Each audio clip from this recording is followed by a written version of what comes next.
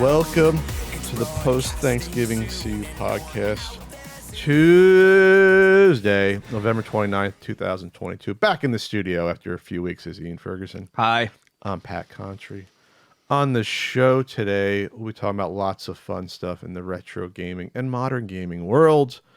Like, I don't know what's going on out there today. A new Pokemon game came out. We have analysts are saying digital games will take over in a few years. We have a weird TurboGrafx eBay lot we'll discuss in depth, and a Patreon poll, and voice messages. We talked about how much we were gluttons over Thanksgiving. Yes, we talked about two separate feasts On the patreon.com/CU podcast exclusive chat, then got into a corn syrup debate, which is always fun. Go USA right now. We're recording this. We're playing Iran. If we win, the U.S. moves on to the elimination final 16 bracket. Let's go. Let's fucking go. So I'll give updates, even though by the time it's released, we'll know, but I won't know while I'm recording this. It's how it works. We record and I edit. It comes out later. I'm excited to see the Pistons-Knicks game tonight. The only person in the world's probably saying that, but yes, the Pistons Knicks game. Nope, my other friend is excited too because he's a Knicks fan, and I hope we win so I can stick it to him. I try to get back to watching the Knicks, but whenever I watch, I'm just like, I can't follow this. I just can't. I can't get excited for it. I just can't. I try, and I'm just like, I can't. I fell out of love with the Knicks. It's weird how excited I can get for the Pistons when they have fucking 5 wins on the year. So they're like 5-14 or something like that. Yeah. Their bench looks pretty, their bench isn't bad. Everyone's injured. See you, Sportscast. But I like the team. It's one of those weird things where, like, when you look at a team, you don't necessarily like all the guys that play on your team. But I look at the Pistons, and I like all the dudes on the team. They seem like a good group of guys. You have a sandwich with them? Yeah, I'd have a sandwich with all the Pistons. Lakers blew a 17-point fourth quarter lead to the Pacers the last second on a buzzer beater at a 3. I was watching on NBA TV, and I'm like, sorry, Southern California listeners. I revel in their pain. I'm not sorry. Taps the sign. No cheering for LA teams. We don't do it. So that was good. And then the Dubs play. Who do they play today? Is it the Heat? I forget who they play. Dubs have won 5 of 6. It seems like they found their groove and their chemistry with the second unit. So that's good. And Clay is now again. Watch out, league. Clay is now been Clay the past week and a half. He's shooting 56% from 3 the past 4 games. Now you're in trouble. Mikal Bridges was taunting him on the Suns. Fuck the Suns, by the way. I'm sorry if you're in Phoenix. And no one likes the Suns, I don't think. They burned up a lot of goodwill with me in the past couple of years. I was like, yeah, I've never had a problem with the Suns. I'll root for him at the end. But they've sort of overstayed their welcome with a lot of people. And Chris Paul can shut up. I was a Chris Paul defender for a long time, but God, I'm tired of fucking Chris Paul. And Devin Booker seems like he's a little bit a little bit arrogant. Corny ass Chris Paul. I'm fucking done with I never liked Chris Paul. He's a little bit of a dirty player, and he's a little disrespectful. But them blowing Game 7 last year by 40 points to the Mavericks was the best thing ever in the second round. Anyway, sorry if you're a Suns fan. I think most of the U.S. now does not like the Suns for various reasons. But anyway, yeah. So Mikal Bridges taunted Clay in his face with the 3 symbol while Clay was sitting on the bench. Since that point, Clay's been playing out of his mind. So maybe that's what it took. Thanks, Mikal Bridges. We're talking about video games, right? So this came out recently. In Europe, it was looking likely that Europe was not going to be supporting the governments in general are more, we'll just say, anti-monopoly and anti, let corporations do whatever they want. So that had to do with the Microsoft takeover of Activision Blizzard. So the feds are now likely to challenge the merger or takeover, the buyout here, $69 billion. So that would have huge ramifications, of course, if that goes through. Oh yeah, that could be huge. And Sony is saying that EA's Battlefield franchise can't keep up with Call of Duty, and that is one of its arguments against Xbox's acquisition of Activision Blizzard, I guess, is that they would not have a suitable competitor. Which I'm not so sure that that's going to stick anywhere.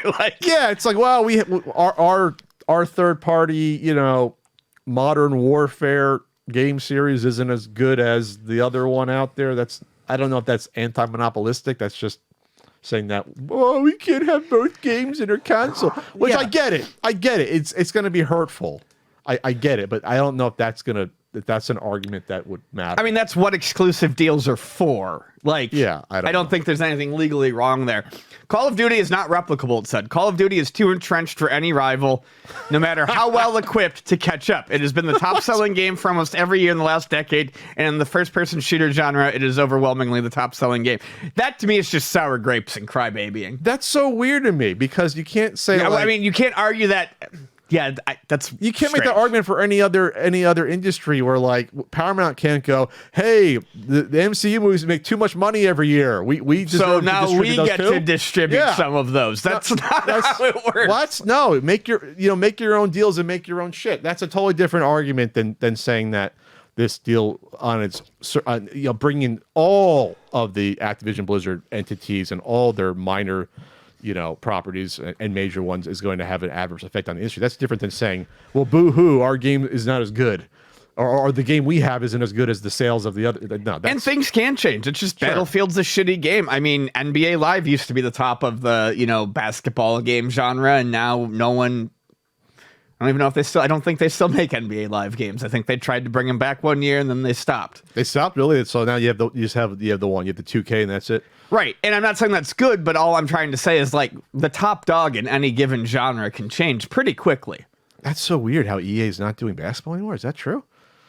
They just said, fuck it. It's not worth it? I don't think they've done it in many... I think in the past, 10, 15 years, they've put out maybe 2 games. There's no NBA Lives anymore. That's bizarre. You type in NBA Live and you get League Pass come up. I guess FIFA's good enough because basketball is the fastest growing sport in the world. Well, so I don't think they're hurting. I mean, Madden clearly makes them a shitload of money, and FIFA is you're leaving money on the table not having a basketball game. They're still doing they own the NHL games. I mean, no one else is doing a competitive really NHL game anymore. I get that. So I guess they're saying, hey, we own basically 2 sports, hockey and soccer. Maybe that we don't need to do basketball, I guess. Well, I think we're getting that way where every company had to have a sports division and they all tried to put out their own sports game. But you look at Sony, they do MLB The Show.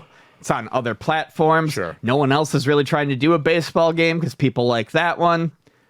You've got 2K doing NBA. EA's not doing baseball either anymore? No. What the hell, EA? He used to do everything. EA hasn't done baseball in a while. It was MVP baseball. Yeah, I don't think they've done that in a decade. EA this year launches MLB Tap Sports, free-to-play mobile. Yeah, exactly. Get the fuck out of here. Yeah, they don't have an actual franchise. Get the fuck out of here. Tap they just Sports. Do NHL, Madden, and they purchased FIFA. They purchased GLU, which makes Tap Sports baseball. So they're purchasing a mobile gaming company. Oh my god. But yeah, there's no one out there doing the full slate of sports anymore like we used to get. Okay. Anyway, so we'll see what happens with the FTC, the Federal Trade Commission, in their lawsuit. If they challenge the deal, that'll take a long time to work its way through. That will not be a month or 2 for that. Central to the FTC's concerns is whether acquiring Activision would give Microsoft an unfair boost in the video game market. You think it would? Of course it will. Microsoft's Xbox is number 3 to the industry-leading Sony Interactive Entertainment and its PlayStation console. Sony, however, has emerged as the deal's primary opponent, telling the FTC and regulators in other countries that if Microsoft made hit games like Call of Duty exclusive to its platforms, Sony would be significantly disadvantaged. I mean, at what point? I mean, for a long time, that's how it worked, where it's just you had video game consoles that had their own series of games, and they were all in their own silos. And we always said that what's the difference between these consoles at this point, these 2 consoles? And with this sale, there'd be a significant difference to it. Right. So, all right, what else is going on? Netflix says that they are making a AAA PC game, and their new studio. So Netflix, we've talked about it before. Netflix has games, and then everyone forgets about the games. Why? Because They're mobile games, and you have to. I don't even know the process to access them. You probably have to access it through the app. All I know is that very few people are playing them. This article actually right here says that less than 1% of the firm's subscribers, are taking advantage of the mobile games that come with membership. Blockbuster games for other platforms can not only reach new audiences, but help Netflix build its reputation. Blah, blah, blah, blah, blah.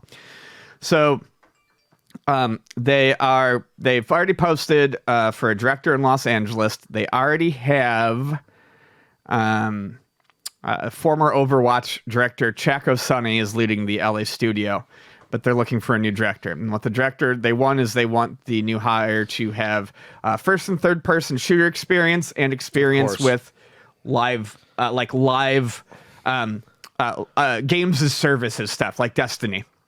So that's what it sounds like they want to do is make a games as service shit. Do they market research any of this? Do they know what their demographic of subscribers is if they're ever going to play a first or third person shooter? Do they know what their audience even is at this point, Netflix? I don't know if they do. No, I don't know. I don't think any streaming service truly understands their fucking audience right now, because all the changes are not stuff that people want, at least in the circles that I listen to. Take that money and put it back into series that that are critically acclaimed that you cancel. Yeah. Mindhunter season 3, people have been begging for fucking years, and it's like you can probably make like 3 series with the money going into these AAA games. Like, this is insane for this. Like, I honestly, if I was on a budget, Netflix would be gone.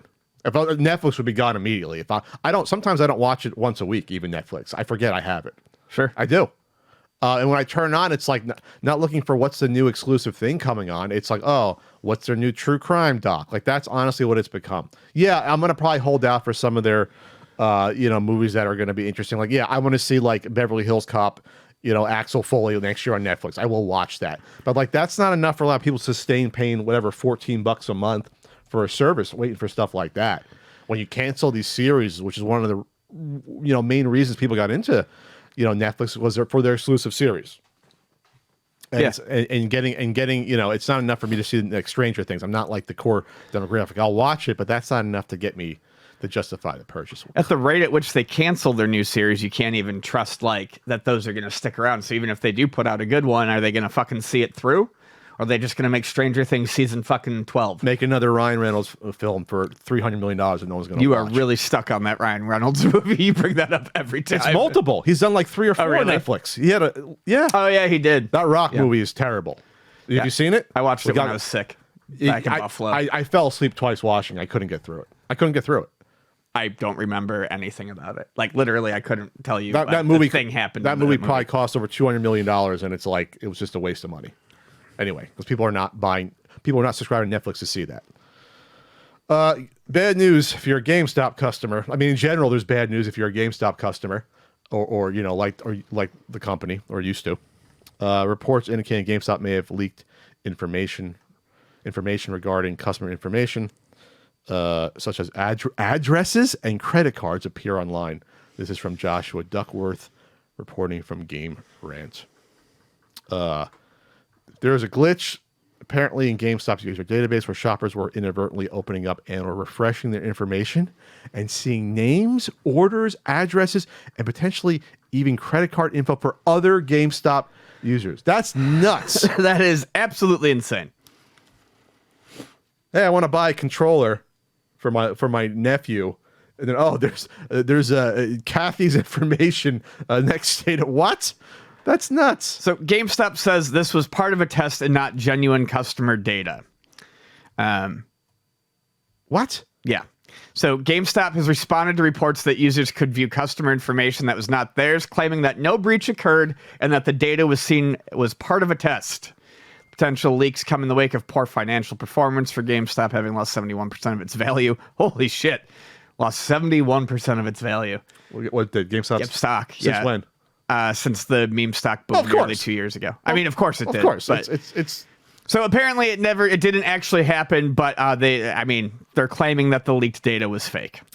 It's at $25 a stock. Wow, really? The high this year has been $50 a year ago, November 29th. That was the high. So literally a year ago was the high. So it's been 30s and 20s the past year. Yeah, it's done. Yeah. Yep.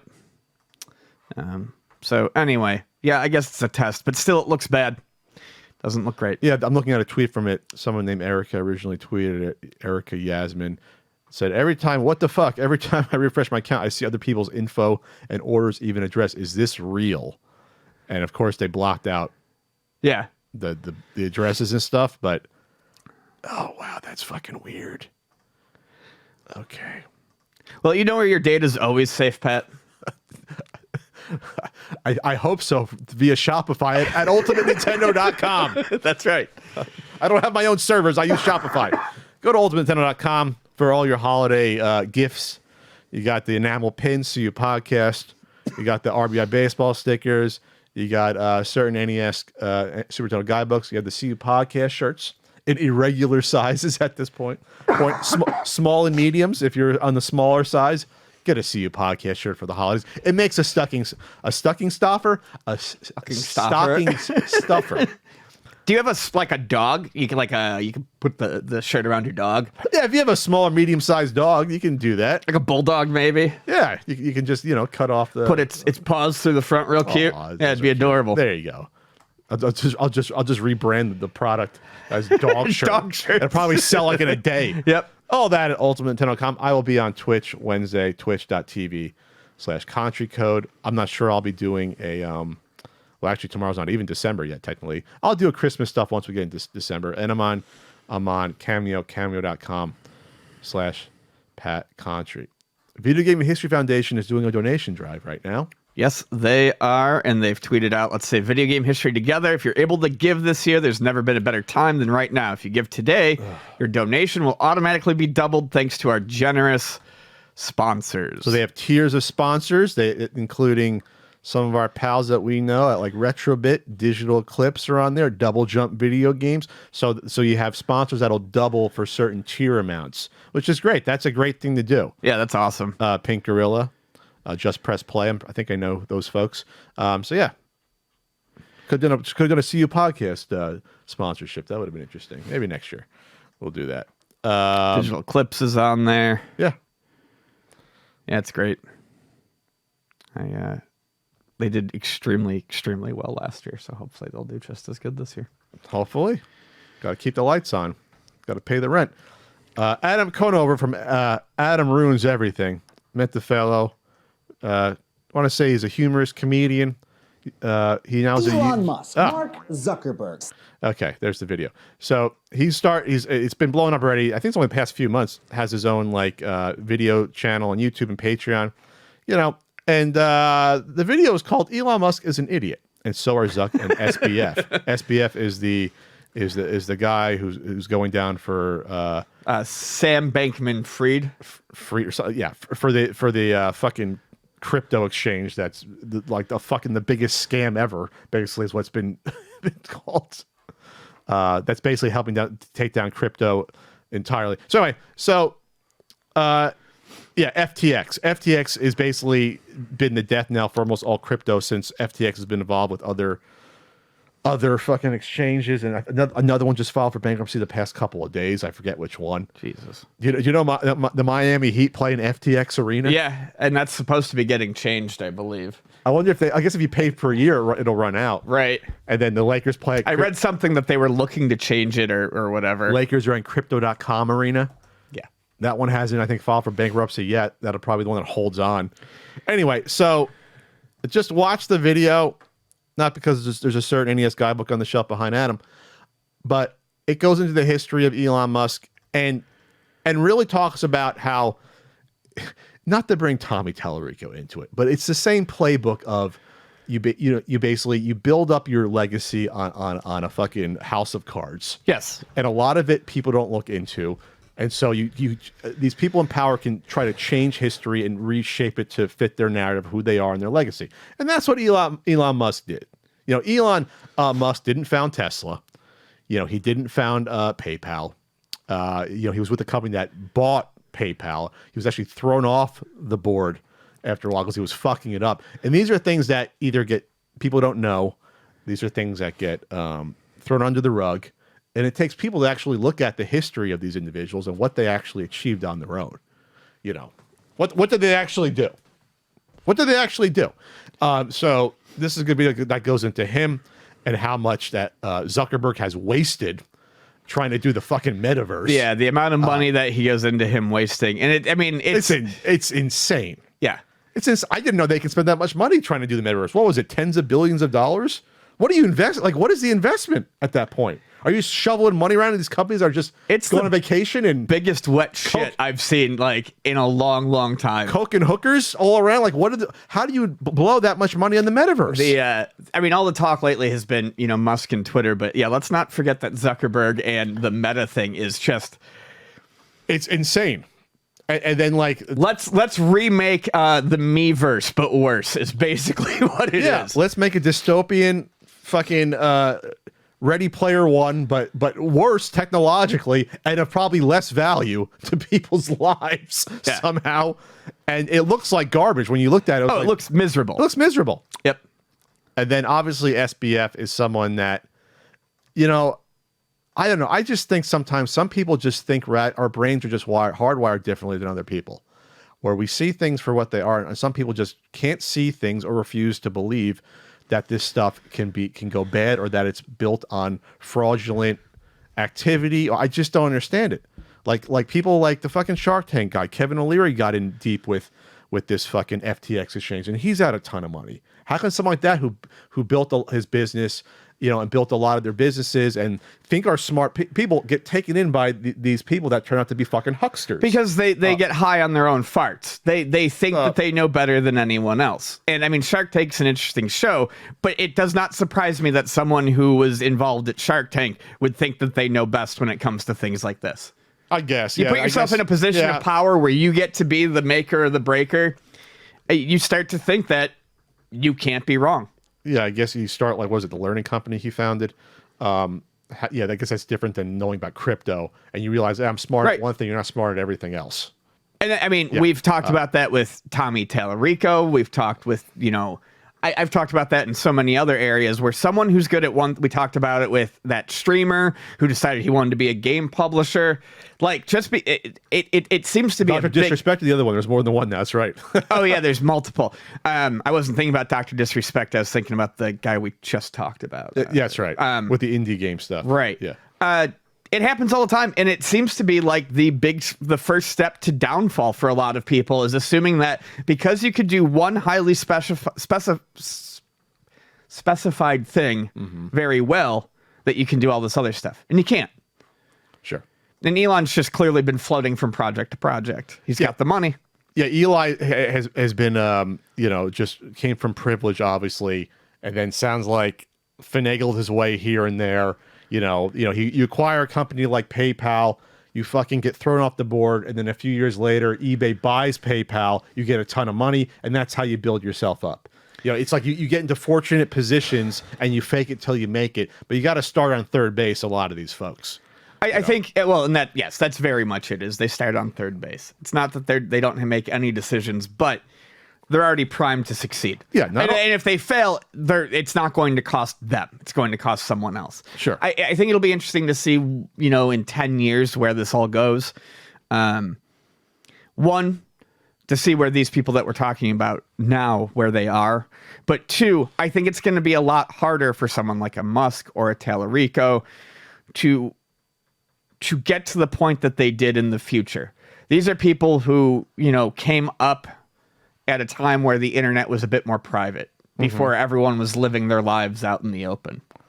I think I think there's going to be a lot more receipts, and it's going to be a lot harder for people to pull this off in the future. I hope. You hope, but I mean, SBF is he's not even 30. Guy. No, I know. He kind of. It's not like it's not like there could have been some more transparency of what's been going on. They just didn't. Even the company itself, it seems like that wasn't tracking what was fucking happening. No, he straight up said that they weren't tracking stuff. They were tracking it wrong. How can you invest money in someone that is just like, yeah, trust me, I'll take your $100 million, and I just don't understand it. Wow. People are SBF, unless he pays off a lot of people, is going to prison. This is prison shit. This doesn't get fucking shanked. The person that was responsible for looking into the Enron thing said, this is so far worse than Enron.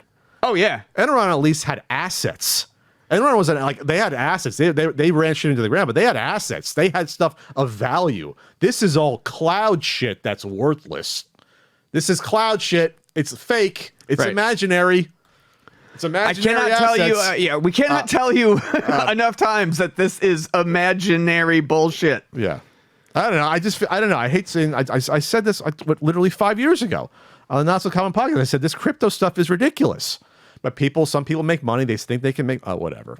I'd almost rather be ignorant of this stuff than seeing the bad shit coming and then warning people, and then people don't care.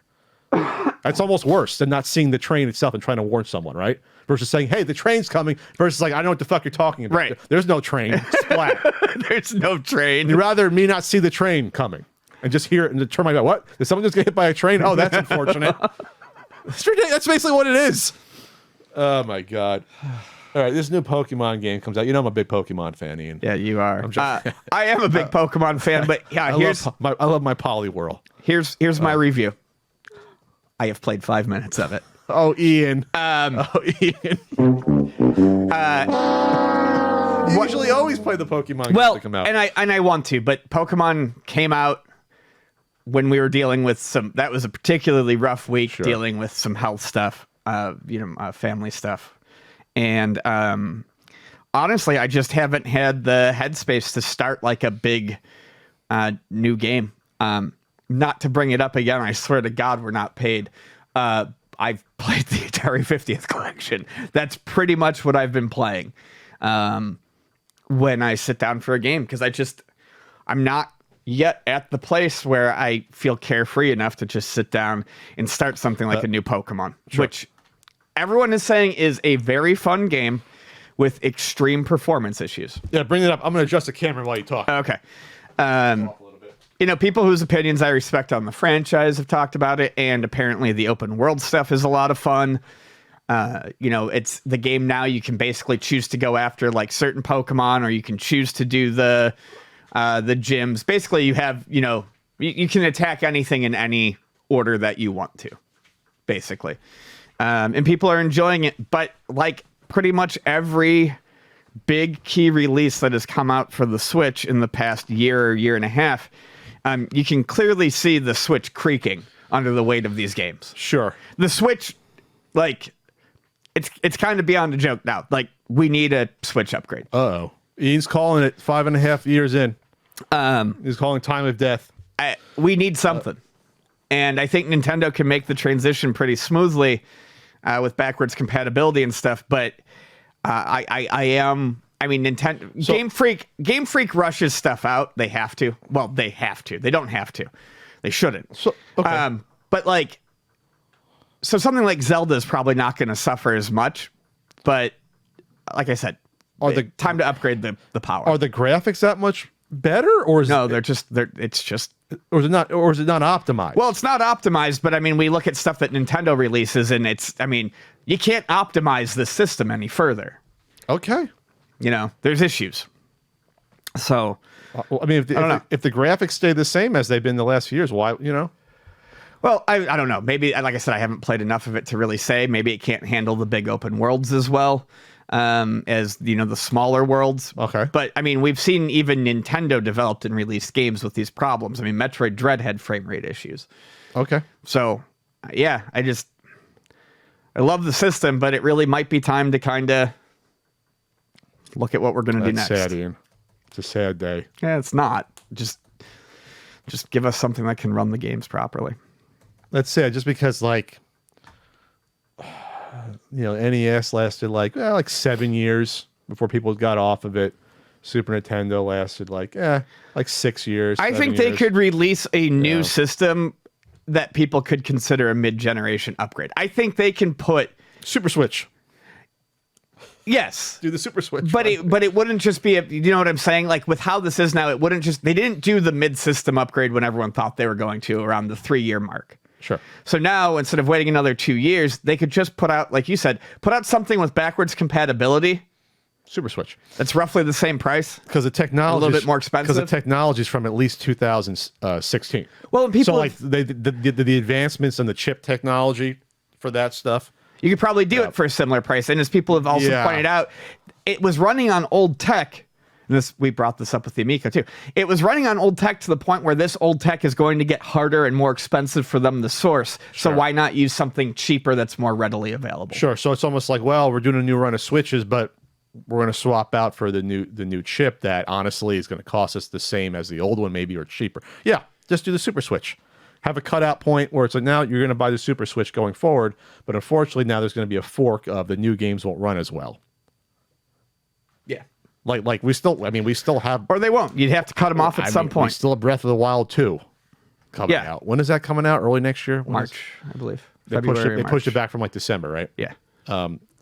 So like they can't do it before that, obviously, because that's going to sell like 20 million, right? At least, if not 30 million, Breath of the Wild 2.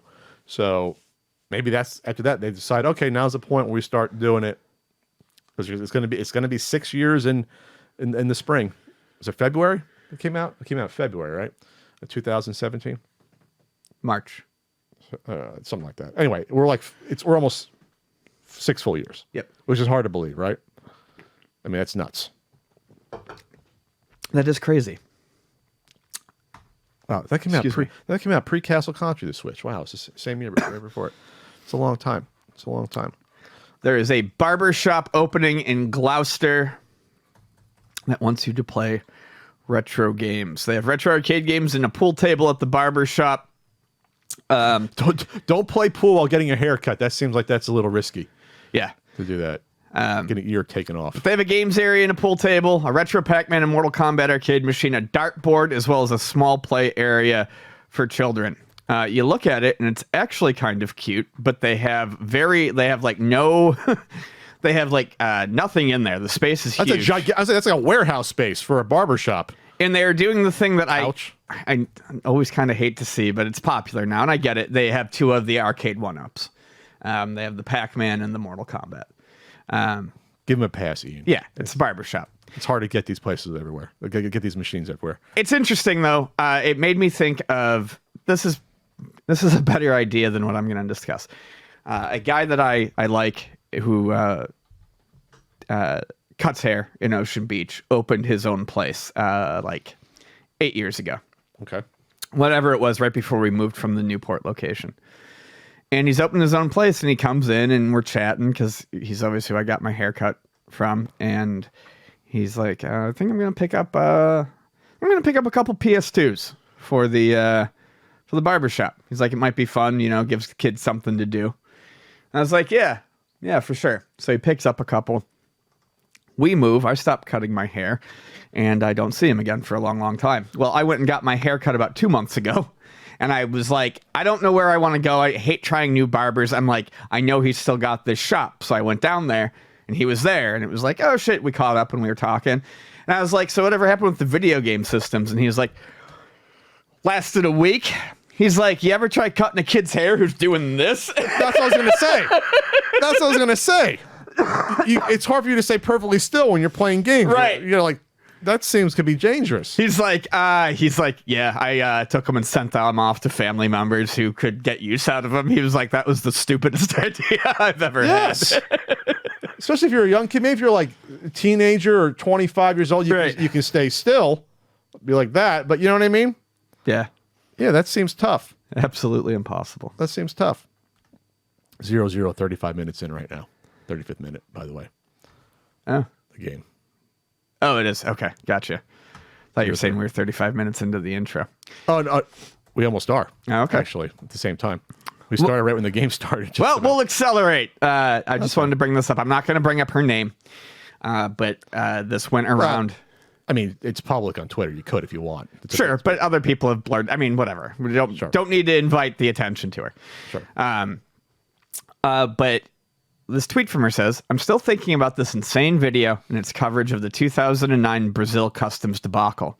I was on that tour, and one of the band members implicated in the structuring lie. If you're wondering whether that had major legal ramifications for all of us, you're correct. This is in reference to the H-Bomber Guy video and the bit in there where Tommy Tallarico gets caught smuggling $100,000 across the border. Trying to get it back from Brazil after a Video Games Live tour. He was paid in cash and then try to take the cash in without reporting it to the feds. Which is highly illegal. Yeah. And as we talked about, he said that when he was caught, he said that, I was just regathering the money. I had distributed it to all of certain band members on the plane, and now I'm just collecting it back. And they were like, well, thank you for admitting to a crime, like to a T. But he never did that. He was trying to think that would yes. get away with it. Right. Because he's a fucking idiot. Yeah, he never did that. He's just saying that's what he did. But he implicated people, innocent people that had nothing to do with it at all. That's the problem. And this individual who worked with Video Games Live was one of the people. Yep. And she goes on to say, she's never said publicly anything, and never said anything publicly until now. It was just a silly clerical error in the report that we all became suspects of Homeland Security, or so I was told at the time by the guy committing the crime.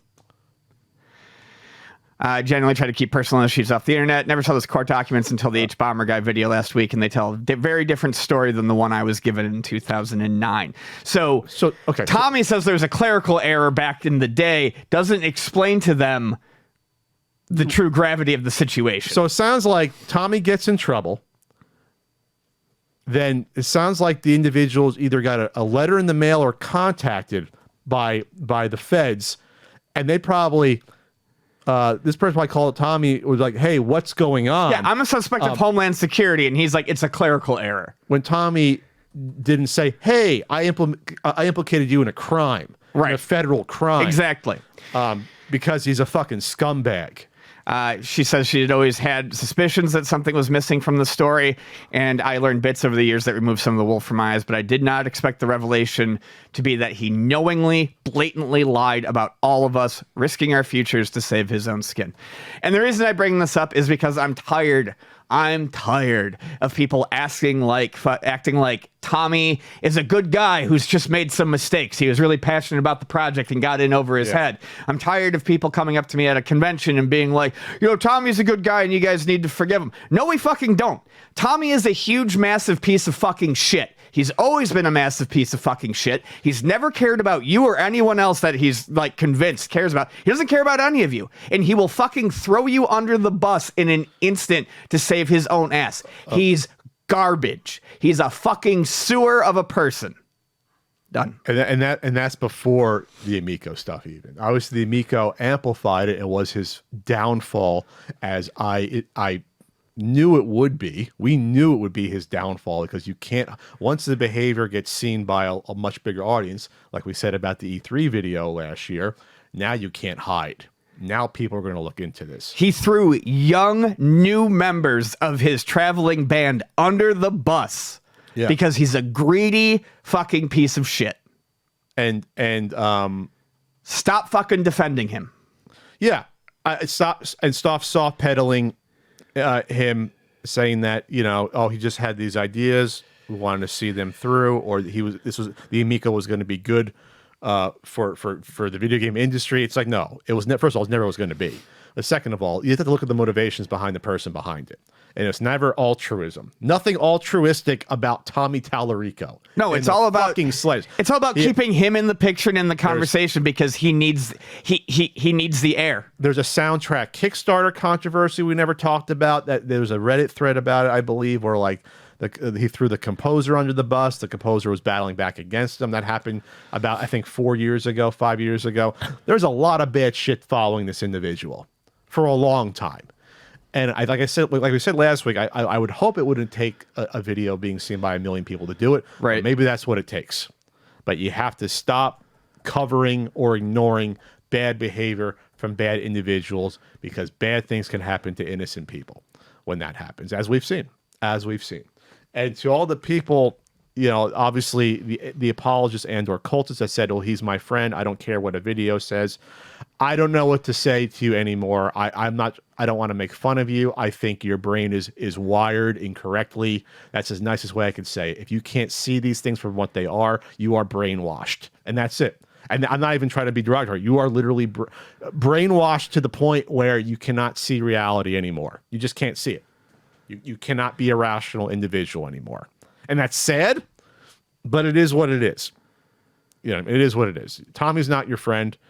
Tommy won't call you on your birthday or text you. He won't help you out if you're in trouble. Like that, he's not your fucking friend. He used you out there. He used you, as we said before.